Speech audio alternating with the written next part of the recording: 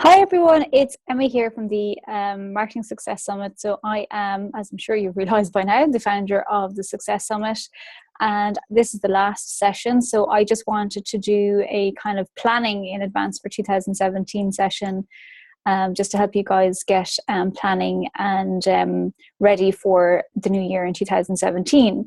I also wanted to just highlight to people, that thank you first of all for being on the summit. I really appreciate it. I really appreciate the speakers for taking the time and the effort that they put into their presentations. Some of them were up until 2 o'clock in the morning the previous day. So they've put a lot of time and effort, as indeed I have as well. And I guess really what I'm trying to say is the reason I've done this is because I fully believe that there's a lack of education on marketing in general. And the reason that I've chosen such a broad range of topics for the Success Summit is because from what I see as a marketing consultant and from my background and experience is there's sometimes an overemphasis on digital marketing. Now, that's not to say it has most definitely got its place. However, I would say to you guys, be looking at your networking, be looking at your PR, be looking at your digital PR obviously as well, but definitely your traditional PR too. Be looking at traditional methods of doing marketing. And in effect, what you've got to do is really start looking and seeing, okay, well, what am I selling? Who are my customers? Where are they based? How can I give them value? And how can I help them? And how can I reach them? So it's those questions that you need to answer. And then that will help you to decide what platforms to use. So is it Instagram? Is it LinkedIn? Where do you need to be at in terms of your marketing? You can't do everything. However, please don't focus just on one aspect of your marketing. You've got to look at it in a holistic sense, which means that you've got to take into account that you need to go out and meet people. You need to be doing something innovative that makes you stand out from the crowd. So if you watched or listened to Professor John Fahey and I earlier, we spoke about this in depth in the context of being innovative and creative in your marketing. And there's a lot of sameness out there at the moment. And so I'd encourage you to dig deep if you're an artist or whatever it is that you do that can be different to help you stand out from the crowd. Please leverage it in your marketing. So that will be the main thing. I hope again you enjoyed it. Thank you to the speakers and thank you to the attendees. I'll be doing one again next September. I have one high-level speaker confirmed already. I won't say who it is yet, and I'll be looking forward to that. And I'll be making it maybe not bigger. I'll possibly go shorter, some shorter days perhaps, and maybe not as many recordings because I think people find it hard to see them all. In saying that, there is the All Access Pass. So maybe look at that investment, guys, because that is something to look at because you have the time then to go through them and listen to the different experts. And these are people you perhaps don't normally get to listen or to hear from. So in any case, I'll kickstart today. So I'd like to start bringing you through a process of, okay, well, you've got to start reviewing your marketing and sales results for 2016. Okay, we're the 30th of November. We're just going into December. Some of you will be in retail and December will be a big month for you. However, you can really review what you've done so far and see what is the best, what have you done, what's worked, what hasn't worked, and just be really diligent with looking at what's working, what's not working. What I really notice with people is that sometimes, they overlook what they've achieved and analyze where they haven't achieved. So just look at both sides of it. You've got to look at your sales results, but you've also got to look at what you've been doing in your diary in terms of where is your time being spent. So really look at a review because that is incredibly important, obviously, in the context of figuring out where you're going for 2017. And that brings me on for 2017. And what I'd say to you guys is go back to the value you bring to your customers, but also decide with the value you bring to your customers, what is your vision for 2017? So spend a bit of time thinking about this. This is why you've got the whole month of December and over Christmas to be ready for 2017 and really think about this. You may not do it in one session. It might take a couple, or you might change some things. But in effect, what do you want to achieve? What value do you want to achieve for your customers? What benefit are you bringing to your customers in 2017? It's a really important question to ask. In terms of planning then, what do you want to get out of your own business? It's important to look at the long, medium and short-term goals. So you can see here what's your short-term business goals, your short-term financial goals, your long-term business goals, your long-term, it should be medium term there as well. So, and your marketing goals in the context of short and long term. So please have a look at those and go through this exercise. Type it out, write it out, whatever works for you. But it's really actually the process of going through this helps you to make key decisions as to where you need to go. And again, if you were listening to Professor John Fahey and I earlier, you know, we referenced where people just really aren't planning it even in the medium term. It's mostly in the short term. So you've got to start looking at what's your overall vision, how are you going to achieve that, and then from that, what are your short, medium, and long-term goals in business, in finance, and in marketing, because the three of them will support each other. You know, you've got to decide what you want to achieve in your business with your products and services. So do you want to be a market leader? Are you a me too? Have you got a particular niche? What is it that you want to do? What do you want to achieve in the context of each product and service that you're selling? Is there a particular revenue goal, which is something often people will look at? They look at maybe 6 figures, 100,000, 150,000, it could be 60,000, whatever it is. But the question is really, if your goal is 60,000, how many units, so how many services do you need to sell in order to achieve that? So really, if it's 60,000 and you sell 20 euro service or 20 euro product, you've got to divide the 60,000 by 20 euros, and that's quite a lot of product that you would need to sell to make the 60,000, plus the cost of maybe making something in the first instance. So you've got to be very clear as to what your goals are going to be. Also, as I said to you, you know, you've got to start looking at year 1, 2, and 3. Again, this isn't to frighten you, but just to start thinking about these sort of things, because it really does help. You know, what is that vision? What do you want to achieve? And what's reasonable to achieve in year 1? And to build on that and to grow bigger and to scale perhaps, or to grow better quality, whatever it is your focus is in year 2 and then in year 3 as well. So what you've got to do there is to see in year 1 what you want to achieve in year 2 and in year 3, and they're all linked obviously in terms of what you can do. Okay, just in terms of knowing your product or service, often this is just going back to what are basics really, but are often overlooked. But what's your unique selling proposition? So how are you different from your competitors? And if you can say that in one line, how are you different? So, you know, what are you best at?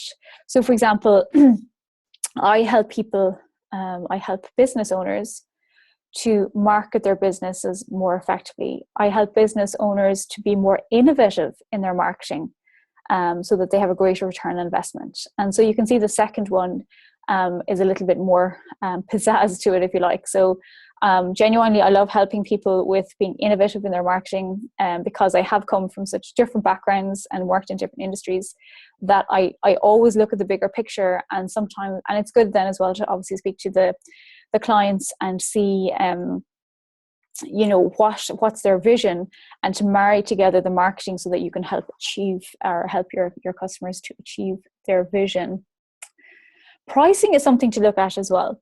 So where are you pricing? There's 2 aspects to pricing. First of all, if it's product, the cost of it. What are your margins going to be? You can't cut your own throat and price yourself out of the market or out of business. You've also to be very clear about how does pricing tie into your branding. So if you have something that's actually very high quality, but you sell it very cheaply, the assumption will be that the quality isn't actually that good, because why else would you sell it cheaply? So you've got to really decide in terms of your revenue, and indeed in terms of your branding, where is your pricing strategy? Is it low end? Is it middle of the road? Is it high end? And the other aspect of that is to look at the profitability. So can you logically get enough customers to work with you to achieve the revenue that you want to achieve? So for example, I had a client start with me recently, and they want to reach 100K in their first year, and we were looking at their pricing. And with their pricing, it meant that they just physically couldn't possibly meet that amount of people. So we've had to introduce kind of more other products or other services, I should say, in this instance, and kind of more high-end ones, and then kind of more middle of the road as well, and so that they can achieve their revenue that they're aiming for to keep the lifestyle that they want, but also that they have good clients that are going to pay and that want to pay as well. So they're all tied in together. Pricing is a whole aspect by itself, but in general, what you're looking at is positioning in terms of branding, and as I said, in terms of the money that you can make, you've got to be very clear about your pricing. So if you look here, the price per item you're going to charge, the direct costs involved in that. So if it's a product, like what are the costs? And then you're looking at your profit, which, as you can see, is your gross profit minus so it's A minus B there. You look at your gross profit margin, and that's gross profit margin divided by C and multiplied by 100. So that looks at your markup. So if you want to just have a quick maths you can do there, just to see kind of how are you going, and just to evaluate kind of for 2017 and to see where you're at in terms of services. This can work for services or indeed products obviously as well. You've got to look at your overhead costs. You've got to look at pricing, the minimum amount you have to sell. So if you're buying sheets, if you're buying jewelry, whatever it is, you've got to see what's the minimum you can sell at. And of course you don't want to sell at that, but you've got to really know what's your bottom dollar, and not be losing money, of course. Okay, well, now we're going on to knowing your market and knowing your customers. So it's like I'm saying here, it's like real estate. Your market is also your current and potential customers. You'll need to do the research. The research is actually just asking questions, a lot of questions, and being very aware of what your customers' needs are and the value that you bring to them. And I guess there's a bit of work involved in this, and but it's something. It's actually the critical aspect of your business that you need to focus on.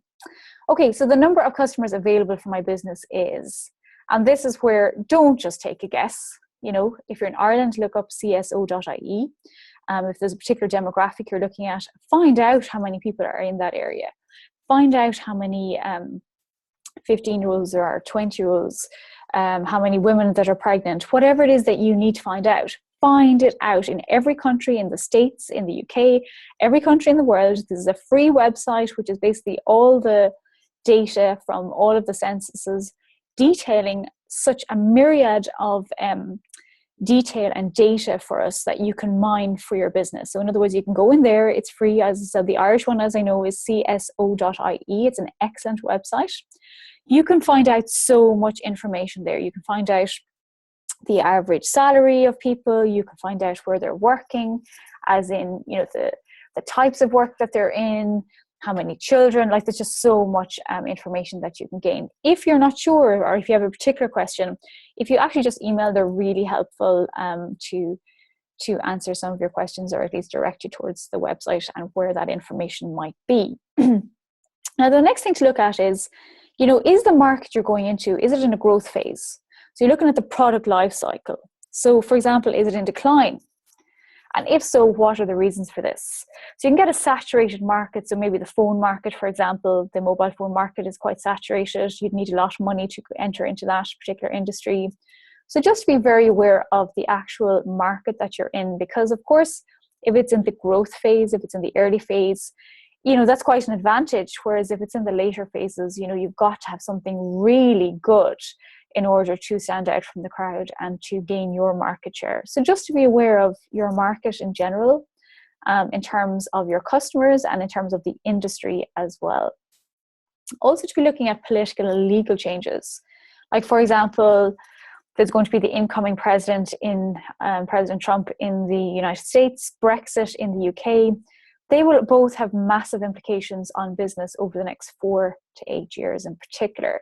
So those are things people need to look out for in business. Can that have an impact on the dollar, on the pound, just so you understand exactly kind of where you're at. You're not living in a little bubble and think everything is okay. You've got to be aware of your business, your industry, and the greater marketplace, or the greater society as well. Okay. Then you've got to look at your product and service. So is it a one-off? Is it just something people get once every 3-4 years, or once in the blue moon? Or is it a repeat purchase? Can it be a repeat purchase is the other aspect. Can it be a subscription model? So look at the different aspects of your product or service and see, what can you do? Because obviously if you've got repeat custom from people, that's better than just having one-offs, because they'll keep coming back and the lifetime value of your customer will increase significantly. Okay, in terms of customers then, as we were saying earlier, you've got to really understand them and why they're buying. So literally just down to basics, you start off, are they male, are they female, their income bracket. I mean, these are pretty easy ones to fill in. As I said, you can find them out on the websites. Please don't just make it up, because if you make it up, it's just your opinion. It's not a fact. I've seen so many business owners do this. Who's your target market? Women from 20 to 65. That's 45-year gap. And I can tell you, somebody that's 20 is in a far different place than somebody that's 65. You've really got to narrow it down far more than that. So apart from the income bracket, what you really got to look at and what's more interesting is what's your customer's needs. So the 20-year-old girl, 20-year-old boy, what they need is actually quite different than somebody that's 25, that's 30, that's 35, and so on, because they're at a different times in their lives.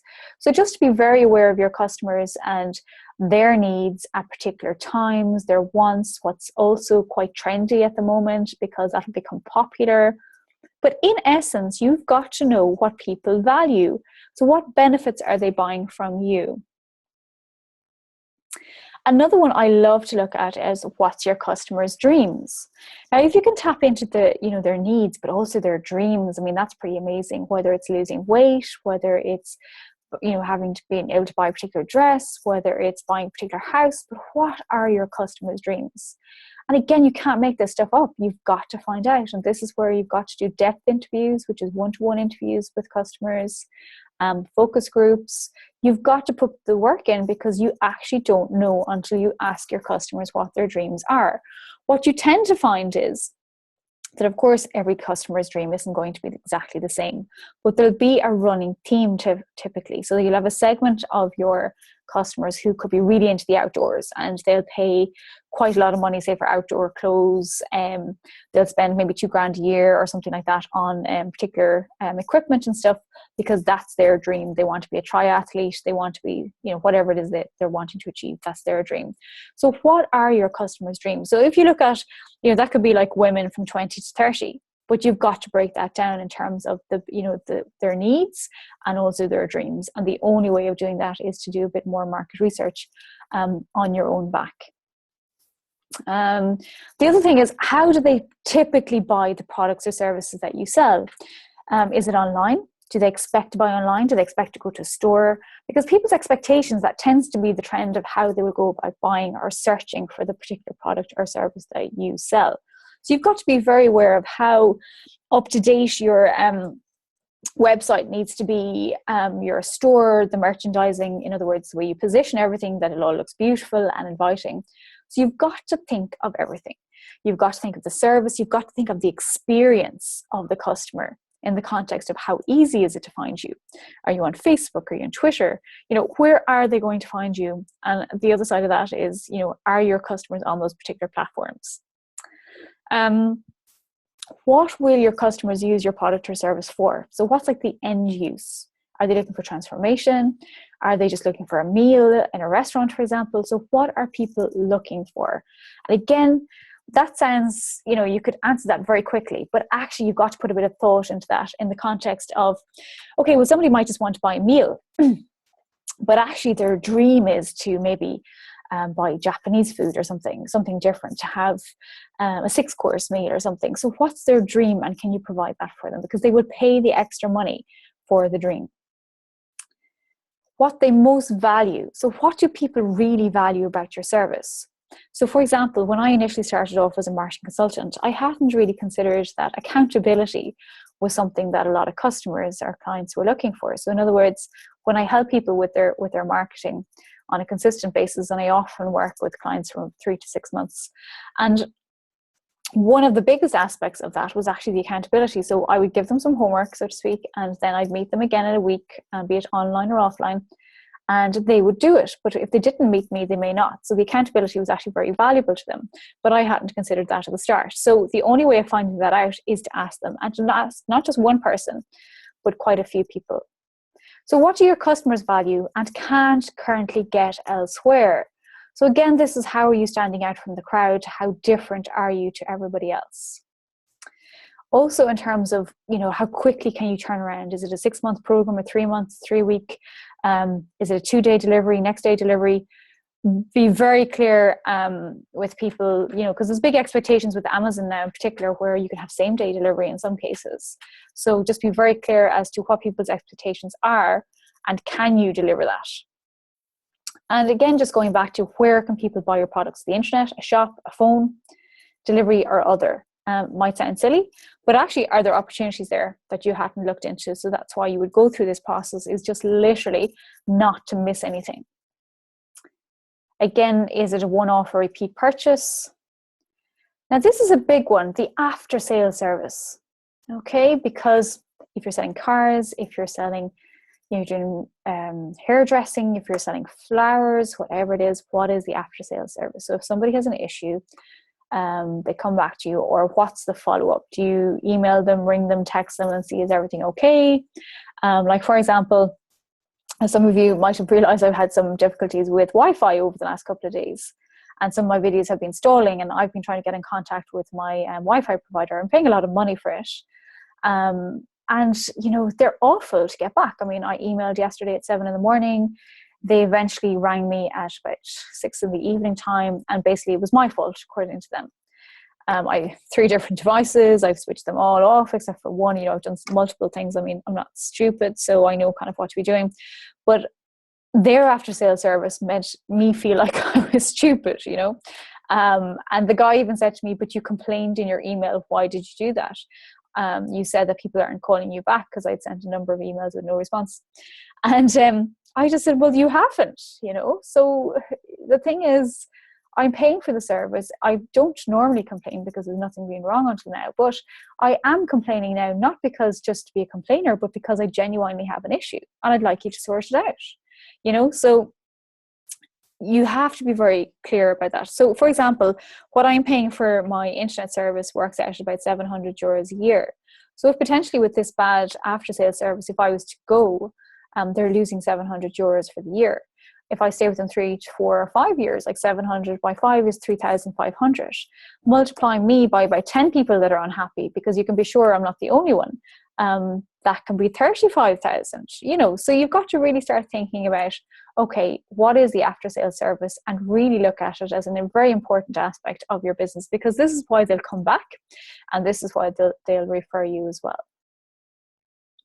Now, this is something you've got to really look at, is why would somebody choose your product or service over the competitors? So again, what's different?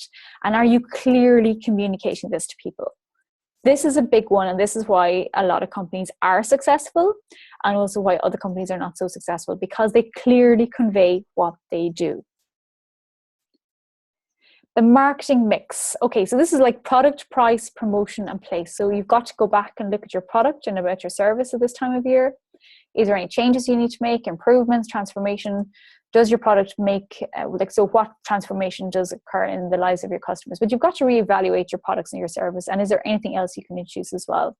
The price we covered already. But again, is there a retail price? Is there a wholesale, big order savings if people buy a lot from you or pay up front? Minimum order requirements. So again, just in terms of your pricing, what's the different aspects you've got to consider? VAT, for example.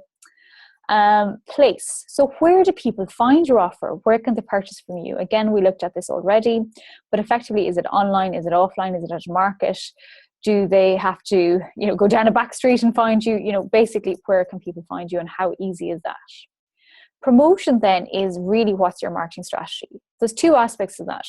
There's attracting new customers and then converting, kind of you're reselling maybe to older customers as well. Your promotion is the most important aspect. You've got to be innovative, you've got to be creative, you have to be consistent. And really this is about brand awareness, but also bringing them along the chain of what needs to be done, So you've got to really be clear as to your promotional strategy, which is your marketing strategy. Effectively, you've got to promote well. You've got to market well on the different platforms that are relevant to your business, to your customers. You've got to, be consistently marketing, you'll be attracting new customers, and also be aware of the older customers as well. Your packaging is something to look at. Again, this can be your Facebook page, it can be a product, it can be, your website, but what does it look like, and what does your branding say to the outside world? Positioning then is quite an interesting one. So how are you positioned in the marketplace? Are you considered high end? Are you considered middle of the road? Are you considered low end or cost effective? So the question is, what do other people say about your business? So what's their impression? And again, the only way of knowing this is by asking. And what do you want them to say? So what's your ideal and what's the reality? And if there's a discrepancy, just to make sure that you up your game, because really sometimes you've got to go back to your Facebook page, you've got to go back to your biography, maybe on Twitter and whatnot, you've got to go back to your website and say, actually, am I conveying what I need to convey on the website? Is it telling them what I do? Is it appealing to people? Will people buy from me because of my website? Okay, if you've got some staff, then you've got to look at the key people that speak to your customers. So are you the key person? If you are, do you have time to do that all the time? Do you need to outsource some of this to other people, or do you need to outsource other work and you focus on the customers? So what does the engagement look like? So is everything sell, sell, sell, sell, sell, sell, sell, or is it nudge, nudge? I have a preference for the nudge, nudge rather than the sell, sell. But just to be very aware of what your whole sales process is like and how are people picking up on that, and because that's an important one in terms of how people feel when they kind of engage with you. Now, this is one you'll see all the time, but a SWOT analysis, and this is looking at key strengths, opportunities, weaknesses, and threats. And so, like, what are we good at relative to competitors? What changes are creating new options for us? Our weaknesses? What are we bad at relative to competitors? What emerging dangers must we avoid or counter? So this is really where you're really looking at the key factors of success. You're looking to see, okay, well, where are we really at? What are our strengths? What are the opportunities because of those strengths? So are we quicker to market than other people? Is it a particular niche? We're more creative. Like, what is it that you do? But also to be aware of your weaknesses and any threats in the marketplace as well, just so you're prepared. Now just bear with me, my computer and Wi-Fi and everything, my Mac Pro died on me in the middle of the summit as well. So it's been a bit of a technical challenge, to say the least. So while that's hanging, I just like to remind you about PESTEL as well. So you've got a SWOT analysis: strengths, weaknesses, opportunities, and threats. PESTEL is political, economical, social, technological, legal, and I can't recall the last one. Isn't that terrible? But you've got to really start looking at these in the context of looking at the greater marketplace, but equally being very clear about your own business internally as well, in terms of not having pulling the wool over your own eyes, really. Because sometimes our businesses can be a bit like children. It's like, no, they're amazing, they're brilliant. We don't really want to see where there can be not necessarily negativity, but where we can just maybe pull up our socks maybe a small bit and make our product or service a bit better. So this is where we've got to be open as entrepreneurs to listening to feedback and adapting and adjusting, because at the end of the day, listening to feedback means that you potentially will make more sales, because you are giving your customers what they want rather than what you think they want. And believe me, there's an absolutely massive difference between what you think as an entrepreneur is right and what actually customers need. And frequently there's a discrepancy, even down to branding, where often I work with clients and they're like, I like this, and like, for example, somebody could be going into the marketplace as a physio, for example. They might end up doing a lot of stuff for men's athletic teams or rugby teams or whatnot, and maybe this might be a lady in this case, and they want very feminine branding. But if you're appealing to a male marketplace, you've got to take that into consideration as well. It's not just all about you. So again, you're looking at your opportunities in terms of exploiting your strengths in every area. Oftentimes, if you're the solo entrepreneur or a small business, you are one of the biggest assets. So how are you leveraging you? You can see Michael O'Leary of Ryanair. He leverages himself quite frequently to save on marketing costs. So he'll do some mad antics to get some coverage in the newspapers, which works very effectively and means they don't have to spend so much on advertising. So that's one example of whereby you can use strengths, be it yourself, be it your product, be it your service, but what are those opportunities? But equally, what are the threats as well? you've also got to start looking at new strengths. So where can you create new strengths? So what else do you need to be working on? So it could take a while maybe, but to be aware of the fact by the end of 2017, you want to be able to add maybe an extra service, for example, but maybe you've got to train up on it in the meantime before you can actually do it, or maybe you've got to hire somebody in to do it. So, build on strengths as well and be aware of what your customers need and don't get stagnant in your industry. I mean, if you look at the Canon camera industry, you can see that cameras got overtaken by digital cameras and whatnot, and they didn't see that coming, so they weren't really, I suppose, watching the marketplace, and that's just something that can happen to any business. And just to be aware of the issues that can occur, and so as business owners we can become complacent where everything's going great for a year or two or a couple of years, and I've seen that happen with quite a few clients where things have been going great for about 10 years or even longer in some cases, and then there's a change in kind of culture, change of environment. There's just these different nuances, and over time their business maybe isn't doing quite well, but this is kind of stacks up year on year, and sometimes they've got to it takes a while sometimes to realize this, because you think it's a bad season, it's a bad year, even not even a bad year, but just less good than the year before. So you've really got to start looking and thinking, okay, well, what is the marketplace like? And just be reviewing at least on a quarterly basis so you're aware of everything that you should be aware of as a business owner. Okay, so now we're looking at competitors. This is the big one.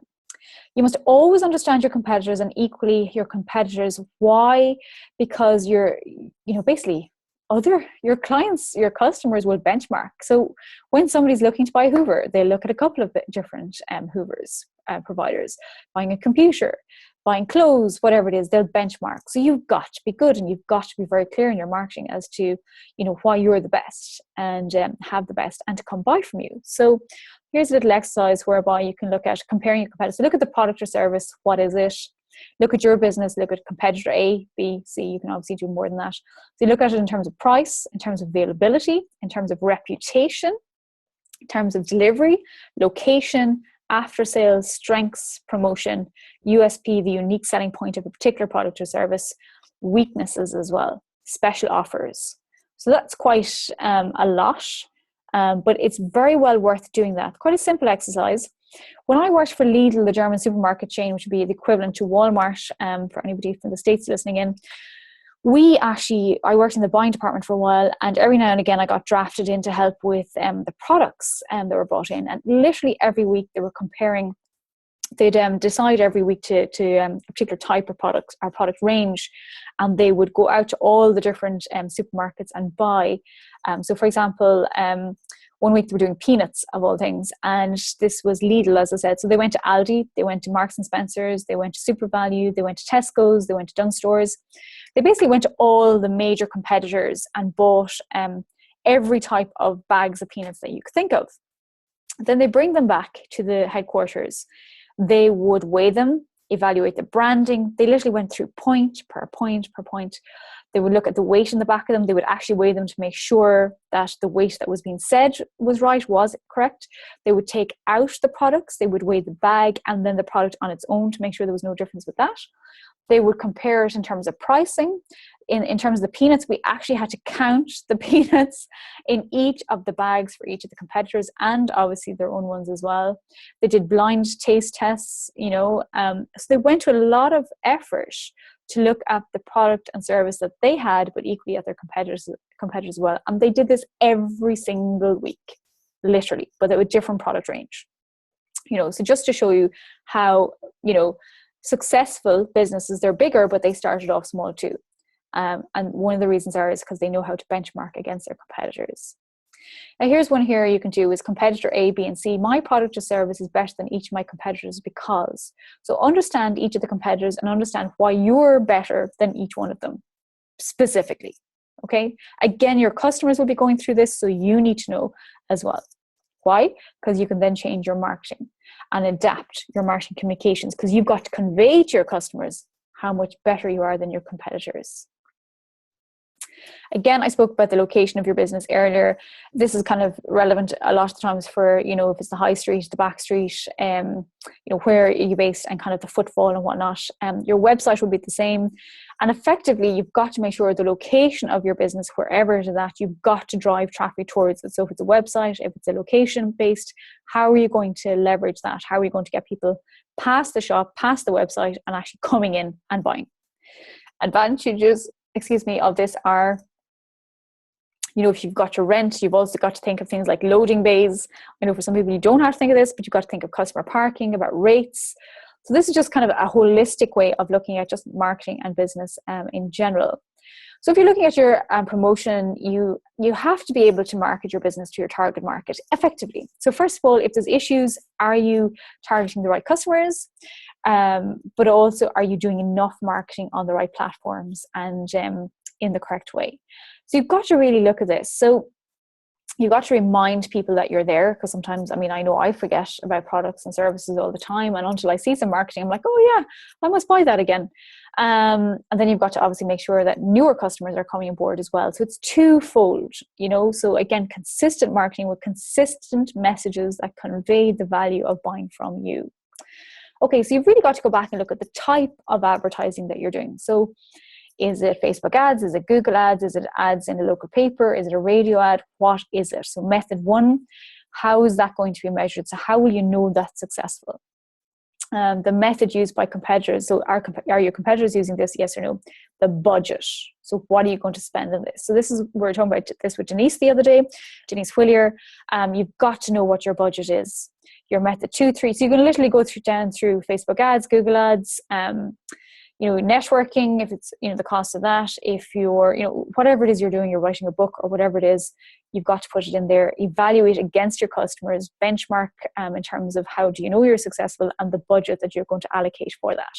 And like Denise was saying, you need to have at least 6 or 7% of your turnover going to your marketing to have a successful business. Some of people actually have 20 to 21%, and that's the bigger companies, granted, but 6 or 7% minimum.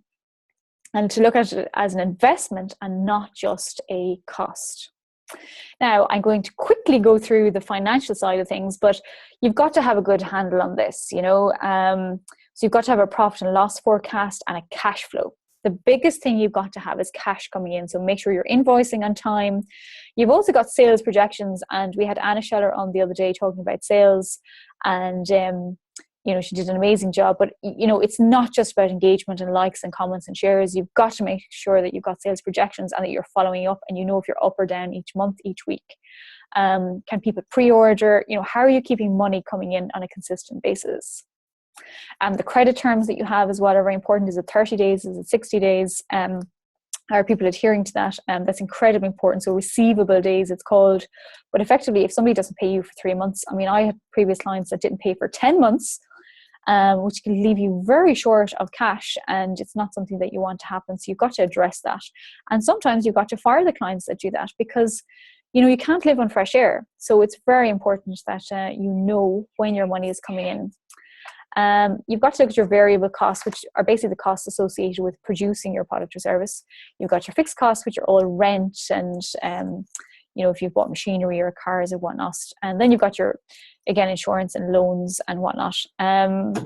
Future business assets. Some things you've got to look at as well. I know many of you are thinking of this, is funding. So do you need to get grants? Is somebody giving you a loan? Are you getting a loan? What are you doing to fund? And that comes back down to overall budget. A big one to look at is a contingency plan.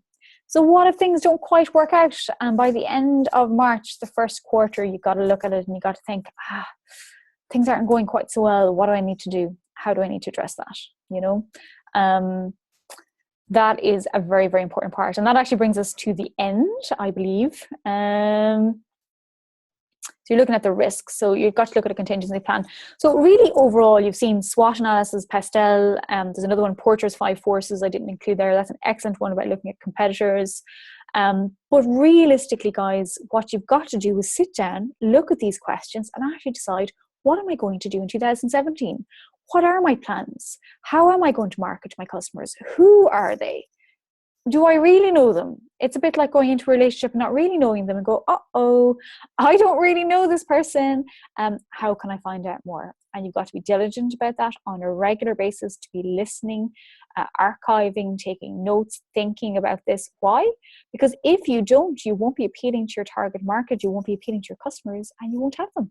So you've got to do the work, particularly about the customers as well. So guys, I'm going to wrap it up on that. There's a lot of information there. It mightn't look the prettiest, but I can tell you for sure there's some great content in there. And if you're to apply them in your business, it would really help you to set you on the road for 2017.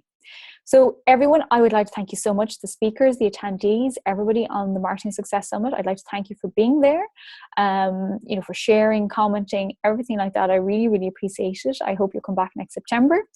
And if anyone needs any help with their marketing, I am open for business, as they say. And again, you have to see, I have to do this as well. I do help people create innovative marketing plans. I have good ideas. I've worked in many different areas. I know what the dangers are. I know how you can do different things and maybe at what times, like as in, is this year a good year for it or the next year or whatnot. So if you do need some help, I have a link there I can share with people, but I'm doing it at the moment where I'm just charging $150 and I'm normally double that for an hour if you just want an hour of my time. So just putting that out there. Again, I have to walk the talk, as they say. So, but in essence, again, thank you all so very much for listening. I hope this all helps you guys. And if you have any comments, any questions, please come back in the Facebook group and ask me, and I'm happy to help. So again, thank you guys, and I hope to talk to you all very soon.